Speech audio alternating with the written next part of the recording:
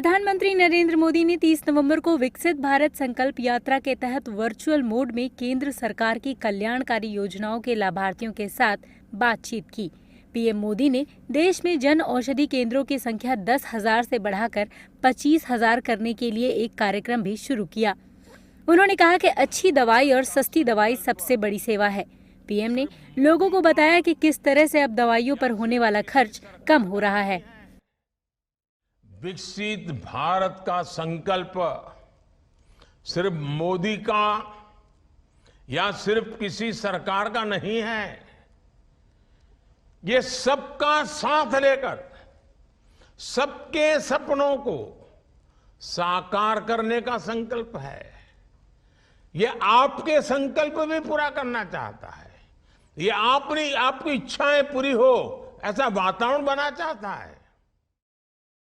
देश में जातिगत जनगणना को लेकर उठ रही मांगों के बीच प्रधानमंत्री नरेंद्र मोदी ने कहा कि मेरे लिए सबसे बड़ी जाति है गरीब, मेरे लिए सबसे बड़ी जाति है युवा, मेरे लिए सबसे बड़ी जाति है महिलाएं, इनके अलावा किसान।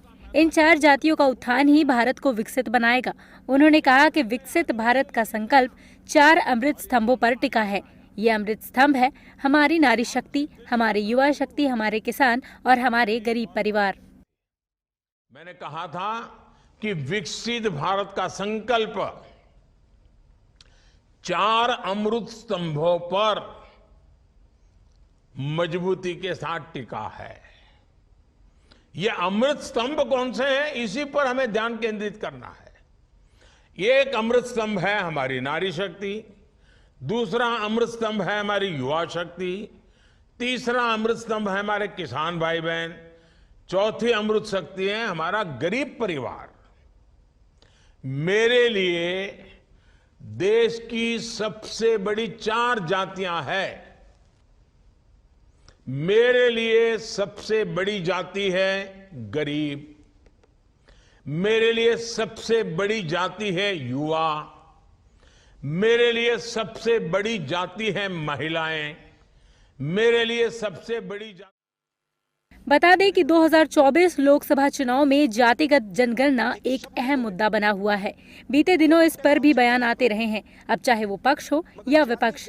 कांग्रेस नेता राहुल गांधी ने तो प्रधानमंत्री नरेंद्र मोदी के ओबीसी होने पर तंज कस दिया था। भाषण में कहते हैं, भाइयों और बहनों, हिंदुस्तान में एक ही जात है, वो है गरीब। अच्छा, अगर हिंदुस्तान में एक ही जात है गरीब, तो आप ओबीसी कैसे?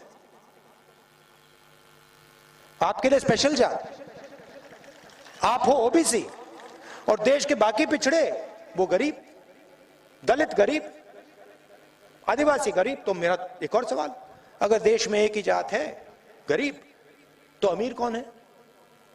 अमीर की कोई जात नहीं है। जातिगत जनगणना पर यूपी के डिप्टी सीएम केशव प्रसाद मौर्य ने कहा है कि केंद्र सरकार जातिगत जनगणना कराएगी। जाति जनगणना का विषय इन्होंने रखा है, यह जानते हैं माननीय सदस्य हैं, वरिष्ठ लोग, लेकिन वरिष्ठ होने के नाते ये जानते हैं कि जाति जनगणना भारत सरकार के माध्यम से कराई जाएगी। और हमारे वरिष्ठतम नेताओं ने भी ये कहा है कि हम जाति जनगणना के खिलाफ नहीं है, और केशव प्रसाद मौर्य भी जाति जनगणना के खिलाफ नहीं है, ये सदन में छाती ठोक करके कह रहा हूं। लेकिन उत्तम जी शांत रहिए। लेकिन माननीय सभापति महोदय, आप जाति जनगणना कराने की बात तो करते हो, कराने के पक्ष में नहीं हो। वहीं समाजवादी पार्टी के राष्ट्रीय अध्यक्ष अखिलेश यादव ने जातिगत जनगणना के समर्थन में बयान दिया है। मुझे खुशी इस बात की कि देश के बहुत सारे राजनीतिक दल जाति जनगणना के पक्ष में खुल करके सामने आए हैं, और जाति जनगणना के बिना सामाजिक न्याय संभव नहीं है। सामाजिक न्याय के लिए और सबको बराबर लाने के लिए आरक्षण जरूरी है, और जो बाबा साहब भीमराव अम्बेडकर जी ने संविधान में जो व्यवस्था की है, उस व्यवस्था के तहत ही सब बराबर हो सकते हैं। इसके अलावा बिहार के उप मुख्यमंत्री ने भी चहुमुखी विकास के लिए जातिगत जनगणना को जरूरी बताया है। और जब विधानसभा के सत्र पिछला चल रहा था, तो पूरा रिपोर्ट जो है आप लोगों के समक्ष जो है रखा गया। उसमें शैक्षणिक भी है, आर्थिक स्थिति भी है, सामाजिक स्थिति भी है। और बिहार एक पहला राज्य बनकर के आया जिसका खुद का साइंटिफिक डेटा जो है किसी राज्य के पास नहीं है, बल्कि बिहार एक ऐसा राज्य है जिसके पास खुद की आबादी की पूरी जानकारी है। और आज के दिनों में साइंटिफिक डेटा होना बहुत ज़रूरी है ताकि हम चिन्हित कर पाएँ, पहचान कर पाएँ कि कौन लोग हैं जो अंतिम पायदान पर खड़ा परिवार है, कौन समाज है। बहरहाल बात करें जन औषधि केंद्र लॉन्चिंग प्रोग्राम की तो प्रधानमंत्री मोदी ने प्रधानमंत्री महिला किसान ड्रोन केंद्र भी लॉन्च किया है।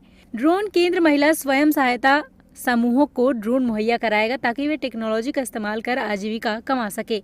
इस योजना के तहत 3 सालों में महिलाओं को 15,000 ड्रोन दिए जाएंगे।